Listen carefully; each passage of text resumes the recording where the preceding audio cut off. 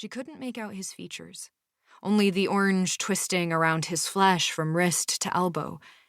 She blinked and blinked, rubbed her lids and kneaded her eyeballs, but the blasted color just wouldn't come off. "Who are you?" she asked. Did he know her? Had her mother sent him? "Where are we going?" "Just here." The man pulled her around a corner. The alley swallowed the streetlight. The bustle of the busy streets quieted. The girl heard the man shuffle closer and squat down to her height, her heart hammered in her ears. "You have been given a purpose." He rubbed her back as though comforting her, as though he wasn't the one causing her terror. "It's time for you to fulfill it." The girl didn't want a purpose.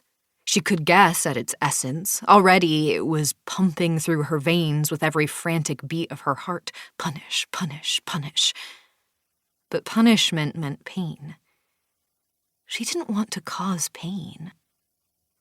His fingers splayed over her chest, and something sinister tugged at her insides. It was painful, a sting on her skin, but also deeper, through the very essence of her being. A cry tore from her lips. She pulled away, her senses wild and disoriented. "Hush now," he crooned, his hand fisted in the back of her shirt, rooting her in place. The girl could just make out the outline of his face. His brow knit in concentration, his eyes twinkling a bright silver. "It's over now," he said. Then came an aching, world-shattering snap. Chapter 1. Silver and Gold. The thread shimmered like liquid flames on Eo's palm, a razor of silver and gold twine. It was woven twice around each finger of her left hand, forming a misshapen mesh of fear and purpose. At night, before she dropped into whatever sad excuse for a bed she and Bianca had procured, Eo would bind her left fist with cloth, then secure it in a sling across her chest. It was a god's thread, her only clue to the heart of the blasted conspiracy she had unearthed in Alante. She would rather cut off circulation to her hand than risk it slipping free. She flexed her tired fingers, watching the raindrops scuttle over her knuckles. The thunderstorm had tailed them from Alante, like a stray dog.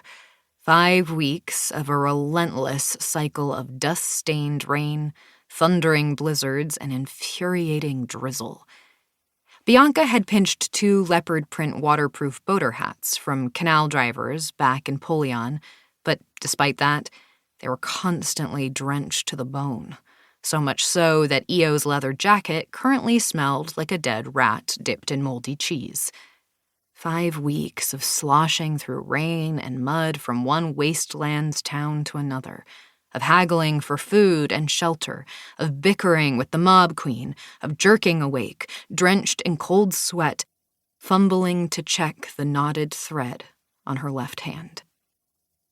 5 whole weeks, and the thread had led them to this, the shack across the street, and the figure inside it. "It's been 6 hours, Bianca Rossi said.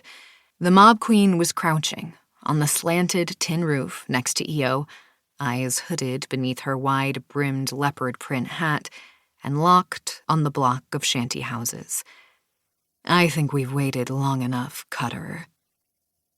Eo was still Cutter to Bianca. Sharp, lethal, a threat. It didn't matter that Eo had broken her out of police headquarters, plotted the betrayal and punishment of Eo's sister with her, forsaken everything she knew so they could track down whoever had masterminded the mob queen's fall. It didn't matter that they had prowled through the Wastelands together, huddled close for warmth, fought back to back.